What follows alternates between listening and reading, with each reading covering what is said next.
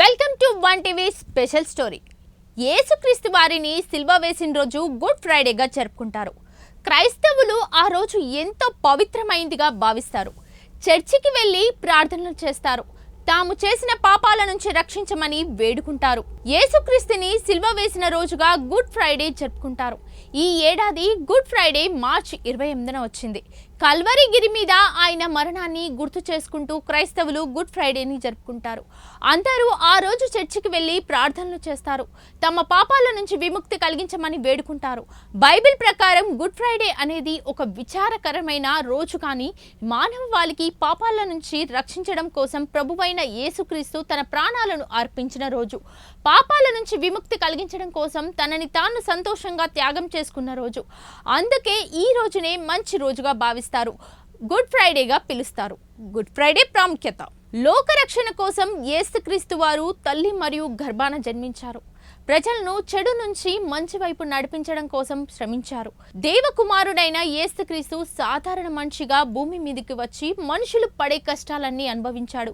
పాపాలు చేస్తున్న వారిని సన్మార్గంలో నడిపించడం కోసం ప్రయత్నించాడు. ఆయన వెంట ఎప్పుడూ 12 మంది శిష్యులు ఉంటారు. ప్రభు బోధనలు వినందుకు ఎంతో మంది ఆసక్తి చూపించేవారు. అయితే ప్రజలందరూ యేసుక్రీస్తు మాటలకు ప్రభావితమవుతున్నారని రోమియోలు కక్ష కడతారు. ఎలాగైనా ఆయన్ను అణిచివేయాలని చూస్తారు. రోమా సైనికులకు యేసుక్రీస్తు శిష్యులలో ఒక్కడైన ఇస్కారియేతు సహాయం చేస్తాడు. అతడు డబ్బు మనిషి. యూదుల రాజుగా తనని తాను ప్రకటించుకున్నాడని అబద్ధపు నింద మోపి యేసుక్రీస్తుని రోమా సైనికులకు అప్పగిస్తాడు. ఇస్కారియేతు చేసే ద్రోహం గురించి యేసుక్రీస్తు వారికి ముందుగానే తెలుసు. అయినప్పటికీ ఆయన ప్రజలను పాపాల నుంచి రక్షించడం కోసం ప్రాణత్యాగం చేయాలనేది తన కర్తవ్యంగా భావించారు. గుడ్ ఫ్రైడే ముందు రోజు తన శిష్యులందరికీ యేసుక్రీస్తు ప్రభు రాత్రి భోజనం ఇచ్చారు. మరుసటి రోజు గెత్సేమని తోటలో ప్రార్థన చేస్తుండగా రోమా సైనికులు వచ్చి యేసుక్రీస్తుని బందీగా చేసుకుంటారు. ఆయన మీద ద్వేషంతో రగిలిపోతారు.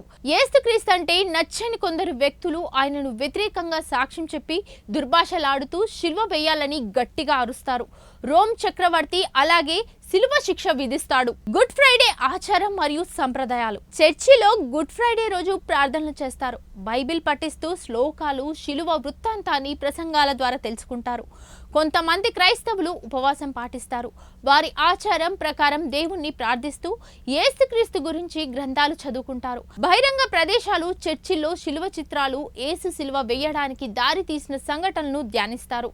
కొంతమంది ఆరాధకులు యేసు త్యాగానికి చిహ్నంగా శిలువను ముద్దు పెట్టుకోవడం, వంగి నమస్కరించడం ద్వారా పూజిస్తారు. గుడ్ ఫ్రైడే అనేది దాతృత్వ చర్యలకు మరియు తక్కువ అదృష్టవంతులకు చేరువయ్యే సమయం. ఇది ప్రేమ మరియు సేవకు సంబంధించిన యేసు బోధనలను ప్రతిబింబిస్తుంది.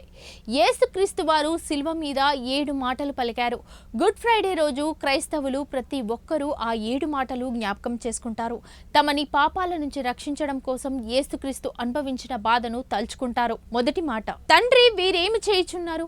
వీరెరుగరు గనుక వీరిని క్షమించుము. రెండో మాట: నీవు కూడా నాతో పరదైసులో ఉంటావు. మూడో మాట: యెహోవా అనే నేను శిష్యుణ్ణి తన తల్లికి చూపిస్తూ, అమ్మా, ఇదిగో నీ కుమారుడు. శిష్యుడి వైపు చూస్తూ, ఇదిగో నీ తల్లి. నాలుగో మాట: యేసు బిగ్గర శబ్దంతో ఏలోయి ఏలోయి లామా సబక్తామి అని అరిచాడు. అంటే ఆ మాటకు అర్థం, నా దేవా నా దేవా, నన్ను ఎందుకు చెయ్యి వీడితివి అని అర్థం.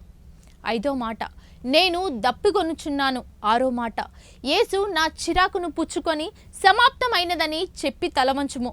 ఏడో మాట: గట్టిగా కేక వేస్తూ, తండ్రి, నీ చేతికి నా ఆత్మను అప్పగించుచున్నాను అని చెప్పి ప్రాణము విడిచెను. ఇది ఇవాల్టి గుడ్ ఫ్రైడే స్టోరీ. చూస్తూ ఉండండి వన్ టీవీ న్యూస్.